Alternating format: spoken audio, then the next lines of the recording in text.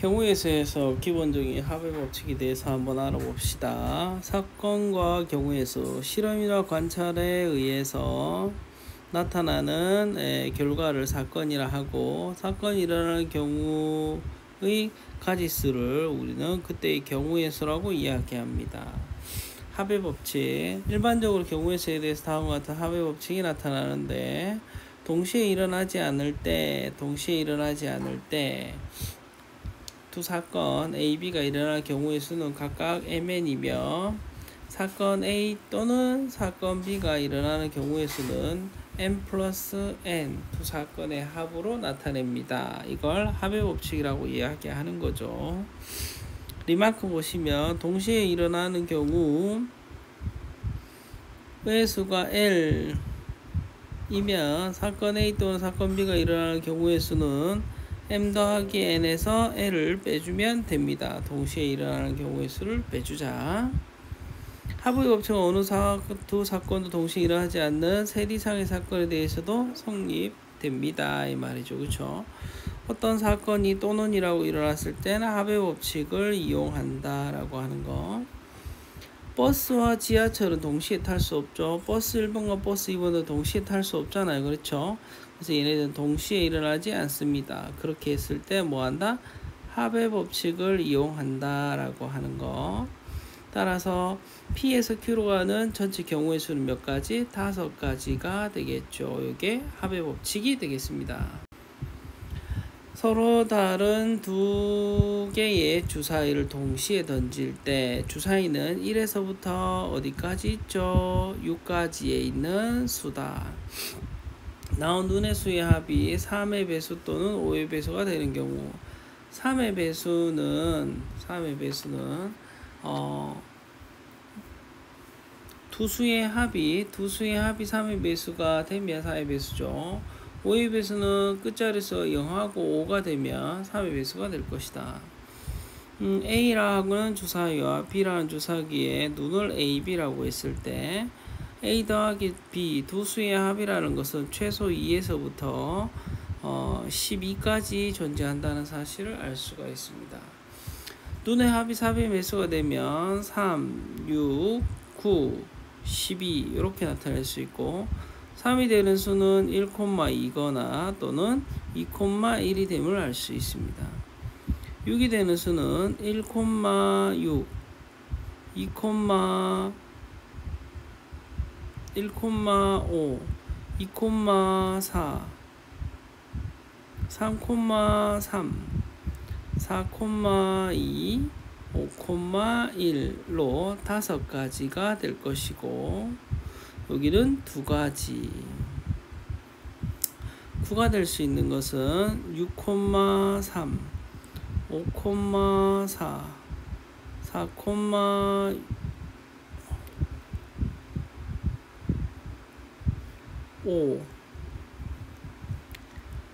3,6 해서 4가지. 12는 6,6 1가지 해서 총 12가지가 되는 것을 알 수가 있습니다. 합의 수가 5 또는 5의 배수가 된다. 5의 배수가 된다는 것은 1의 자리의 수가 0하고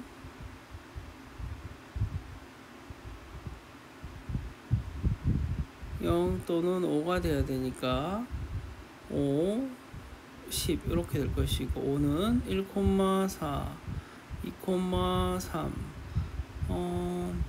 3,2, 4,1, 10은 6,4, 5,5, 4,6 이렇게 되면 알 수 있습니다. 저기에 있는 4가지와 여기에 있는 3가지를 더하시면 7가지가 되겠죠. 3의 배수와 5의 배수에서는 공통인 부분이 없습니다. 그리고 동시에 일어나지 않습니다. 그래서 여기 있는 12가지와 여기 있는 7가지를 합치시면 총 19가지가 되겠죠. 그렇게 우리는 문제를 해결할 수가 있다라고 하는 거 알아두시면 되겠다. 이게 순열에서의 경우의 수가 되겠고, 여기는 배수의 법칙이라고 그래서 3의 배수와 그때 5의 배수는 어떻게 나타낼 것인가 라고 하는 걸 잘 기억해 두시면 되겠다. 할 수 있겠죠. 다음 코베 법칙 가보겠습니다. 일반적인 경우의 수에서 다음과 같이 코베 법칙 A, B가 있을 때 사건 A가 일어날 경우의 수가 M이고 각각의 사건에 대하여 B가 일어날 경우의 수가 N이라고 했을 때 A, B가 잇따라 일어나는 경우 잇따라 나는 경우에 수는 어떻게 M 곱하기 N으로 곱으로 구합니다.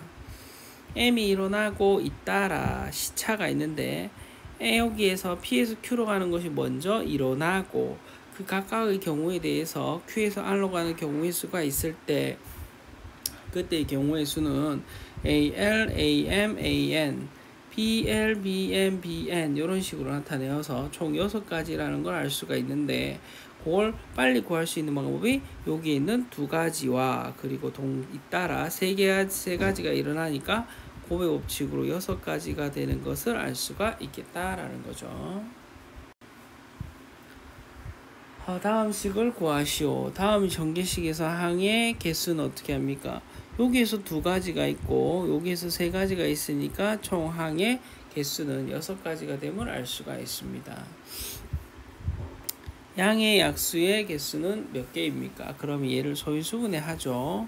3, 3은 9, 3, 6, 18, 3, 1은 3, 2, 5, 3, 4, 12 해서 108이라는 수는 3의 세제곱 곱하기 2의 제곱이 됨을 알 수 있습니다.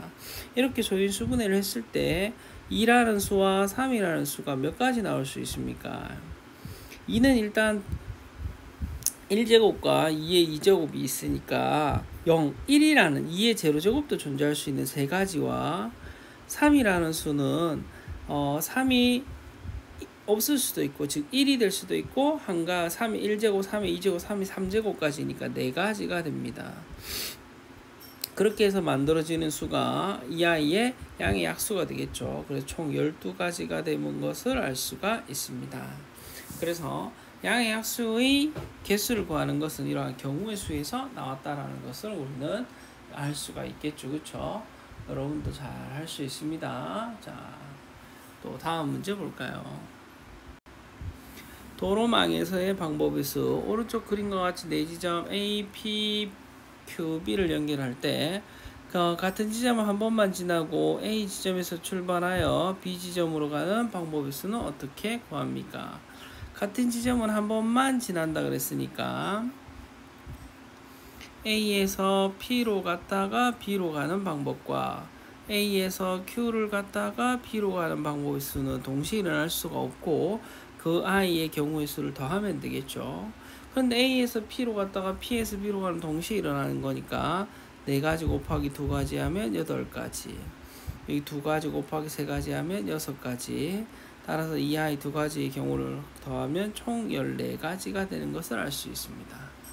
상현이와 은주가 각각 같은 지점은 한 번만 지나고 A에서 B까지 가는 방법의 수는 어떻게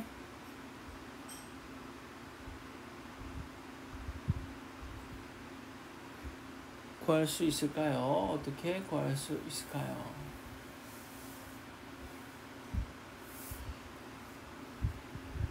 같은 지점은 한 번만 지나고 한 사람이 통과한 중간 지점은 다른 사람이 통과할 수 없습니다 라는 게 포인트가 되겠죠.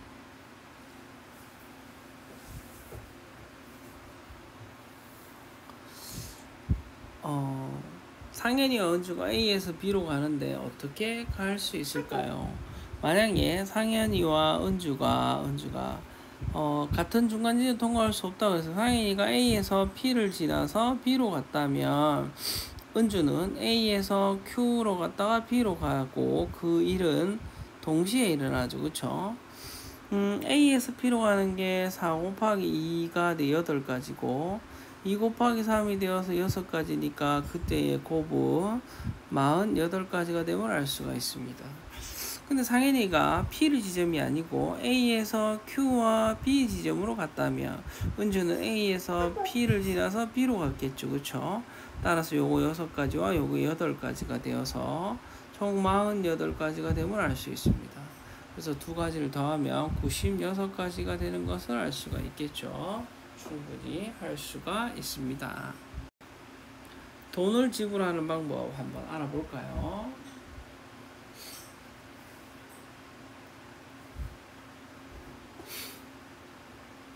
100원짜리 동전 4개와 50원짜리 동전 3개, 10원짜리 동전 3개의 일부 또는 전부를 사용하여 돈을 지불할 때 지불할 수 있는 모든 방법의 수를 구하세요 라고 이야기하고 있습니다. 그러면 지불하는 방법이니까 동전 100원짜리 동전, 50원짜리 동전, 10원짜리 동전, 여기에 있는 4 플러스 1 한 가지와 여기에 3 플러스 1 한 가지와 3 플러스 1 한 가지에서 전체 모두 다 빵원이 되는 것은 빼야겠죠. 여기 한 가지가 뭐죠? 네 개가 있으니까 네 가지에서 얘를 포함하지 않는 경우의 수를 얘기하는 거죠. 그쵸? 그리고 5가지, 4가지 빼기 1 하면 5, 4, 20, 2, 4, 8, 80에서 빼기 1을 하면 79가지가 됨을 알 수가 있습니다. 여기에서 지불할 수 있는 금액의 수, 금액은 조금 바뀝니다. 방법은 동전을 몇 가지를 사용해서 하느냐고, 지불 금액은 좀 다릅니다. 여기에 보시면 10원짜리 3개니까 이건 해봐야 30원밖에 안 되죠. 그쵸? 50원짜리 3개, 50원짜리 3개는 150원이 되거든요. 150원이 되면 어떻게 돼요? 100원에 있는 돈을 겹치는 거예요. 그래서 큰 돈을 아래쪽으로 환전해야 돼. 환전. 그래서 50원짜리와 그 다음에 10원짜리의 개수, 요거 3개, 요거는 100원짜리 4개지만 50원짜리는 8개가 되죠. 그 8개에서 3개를 더하시면 총 11개가 이렇게 있게 됩니다. 그래서 방법의 수는 얘가 있을 수도 있고 없을 수도 있고, 이건 3개가 있을 수도 있고 없을 수도 있는 것을 동시에 이러니까 곱의 법칙에서 빵원이 되는 경우를 제외시켜 줍니다. 12 곱하기 4 빼기 1을 하면 48 빼기 1이라서 47이 되는 것을 알 수 있습니다. 이렇게 지불 방법과 지불 금액의 수, 지불할 수 있는 금액의 수는 구하는 방법이 다른다. 지불 금액에서는 겹치는 구간이 있으면 뭐한다? 환전을 시켜야 한다라는 걸 기억하시면 되겠습니다. 꼭꼭 기억하세요. 꼭꼭 해요. 색칠하는 방법이 있어. 도색 문제가 경우의 수에 가장 어렵습니다. 다양한 고난도의 문제도 있는데 그 다양한 문제들을 한번 꼭 풀어보시면서 문제를 어떻게 해결하는지 한번 보시기 바랍니다. 모두 다른 색을 쓰는 경우, 모두 다른 색. 한번 쓰면 끝이다 이 말이잖아요. 그렇죠? 한번 쓰면 끝이다 라는 거예요. 그래서 모두 다른 색으로 칠하는 방법은 4개의 영역에 서로 다른 5가지 색이라 그랬으니까 여기에 기준을 잡아주면 이렇게 5가지 색 중에 하나를 쓸 수가 있습니다. 그럼 나머지는 여기서 썼으니까 얘가 4가지, 여기 썼으니까 3가지, 여기 2가지가 되어서 5가지, 4가지, 3가지, 2가지 해서 120가지가 되는 것을 알 수가 있겠죠. 근데 같은 색을 중복 사용해도 되나 좋으나 인접한 영역은 제외시키라 그랬습니다. 인접 영역 제외. 이게 신정한 도색 문제가 될 수가 있겠죠. 여기에 내가 쓸 수 있는 게 뭐야? 5가지. 여기에 쓸 수 있는 거 요거 말고 다른 색이니까 4가지. 여기에 쓸 수 있는 거 앞에 2개에서 썼으니까 그거 제외한 3가지가 됩니다. 여기서도 앞에서 쓰는 인접한 영역 색깔 2가지를 뺀 나머지 색깔이 되는 거죠. 이게 도색 문제다. 자, 그래서 5가지, 4가지, 3가지, 3가지가 되어서 20가지, 9가지 하면 180가지가 되는 걸 알 수가 있습니다. 그래서 모두 다른 색을 사용하느냐 아니면 같은 색을 중복해도 되지만 인제 방향을 제외하느냐에 따라서 경우의 수가 달라진다라는 거 한번 기억해 주세요. 토색 문제는 다양하게 많고 기출 문제도 되게 많이 나와서 확률과 통계에서 순열과 조합만 생각하시다가 이렇게 경우의 수를 만나는 문제를 만났을 때 큰 코를 다치시는 분이 엄청 많습니다. 그래서 케이스 바이 케이스 꼭 기억하시기 바란다. 자, 그러면 순열과 조합 다음 시간에 순열을 하겠습니다. 여러분 안녕.